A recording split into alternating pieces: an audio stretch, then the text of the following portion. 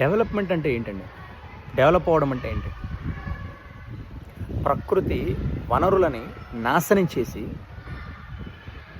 నదులను కలుషితం చేసి, భూమిని పొల్యూట్ చేసి, అడవులను నరికేసి, పంట భూములను నాశనం చేయడం అదే డెవలప్మెంట్.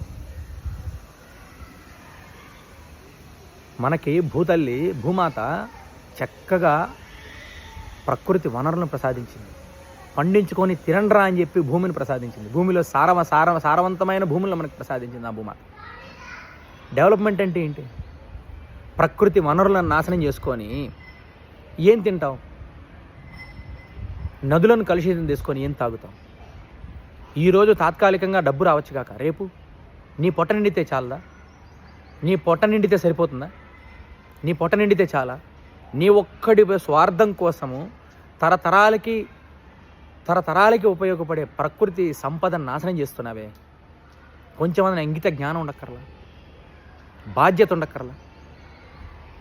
నీ ఒక్కడి స్వార్థం కోసము నీ నెక్స్ట్ తరాలు తినగలిగే ప్రకృతి సంపదను నాశనం చేస్తున్నావే. ఏం మనిషివే నువ్వు? ప్రకృతి వనరులను నాశనం చేసి సంపదను నాశనం చేసి నదులను కలుషితం చేసి ఏం తాగుతావు? అడవులను నరికేసి ఏం గాలి పీలుస్తావు? ఇప్పటికే 90% నాశనం చేసేశారు. ఇప్పటికైనా మేల్కో, రియలైజ్ అవ్వు, కనువిప్పు తెచ్చుకో.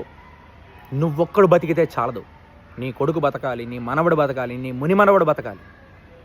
వాళ్ళందరూ ప్రకృతి వనరులు ఫలాలు తినాలి. అవి లేకుండా ఏం తింటారు, ఏం తాగుతారు, ఎలా పెరుగుతారు? ఇప్పటికే నాశనం చేసేశారు. ఒకప్పుడు కొళాయిళ్ళ నీళ్లు తాగేవాళ్ళు. ఒకప్పుడు 20 ఏళ్ల క్రితం 90లో 90స్లో. ఇప్పుడు బాటిల్స్లో కొనుక్కొని తాగుతున్నాం. కొళాయిళ్ళ నీళ్ళు ఎవరైనా తాగుతున్నారా? తాగగలగరా? ఇప్పటికైనా రియలైజ్ అవ్వండి, కనువిప్పు తెచ్చుకోండి, మారండి, ప్రకృతిని కాపాడండి, నదులను కలుషితం చేయకండి, భూమిని నాశనం చేయకండి, ప్రకృతిని కాపాడండి.